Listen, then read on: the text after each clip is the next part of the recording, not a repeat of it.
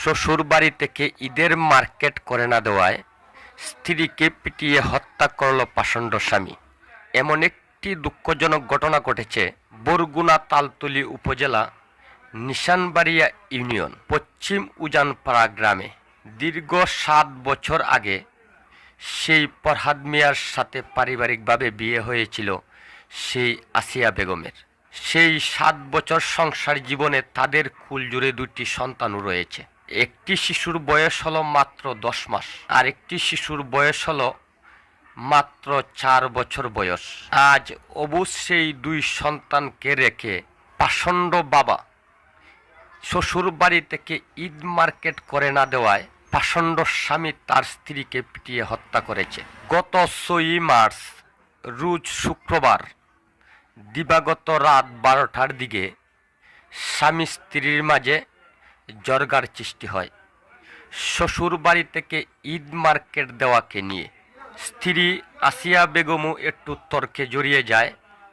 স্বামী ক্ষিপ্ত হয়ে, ঈদ চলে আসছে সামনে, আর কয়েকদিন রয়েছে, শ্বশুর বাড়ি থেকে কেন এখন পর্যন্ত ঈদ মার্কেট করে দিলেন না তার শ্বশুর বাড়ির লোকজন, ওই কথা বলে পিটিয়ে হত্যা করল রাত্র 12টার দিকে সেই পাষণ্ড স্বামী তার স্ত্রী আসিয়া বেগমকে। পারিবারিক সূত্রে জানা গিয়েছে, দীর্ঘ 7 বছরের মধ্যে সেই আসিয়ার বাবা সেই আসিয়ার স্বামী ফরহাদ মিয়াকে অনেকবারই কিন্তু টাকা দিয়েছেন সেই মেয়ের সুখের কথা চিন্তা করে।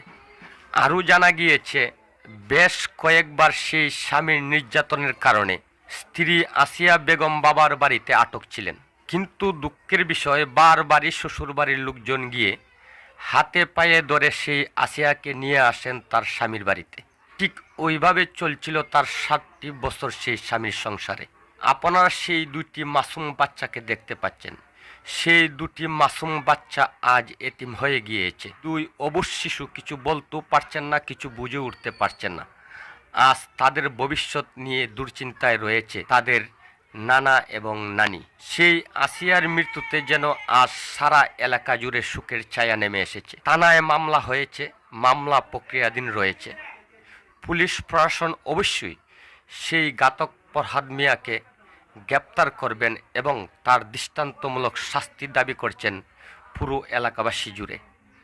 তাই সুপ্রিয় দর্শক, আপনারাই বলবেন, ওই ধরনের পাষণ্ড স্বামী, যে স্বামী শ্বশুর বাড়ি থেকে ঈদ মার্কেটের জন্য স্ত্রীকে হত্যা করতে পারে, তার কি বিচার আপনারা দাবি করেন? অবশ্যই আপনাদের মূল্যবান মতামতটি কমেন্ট বক্সের মাধ্যমে জানাবেন। ওই কথাটি বলে আমি আমার ভিডিও থেকে এখানে বিদায় নিচ্ছি। সকলেই ভালো থাকুন, সুস্থ থাকুন। আসসালামু আলাইকুম।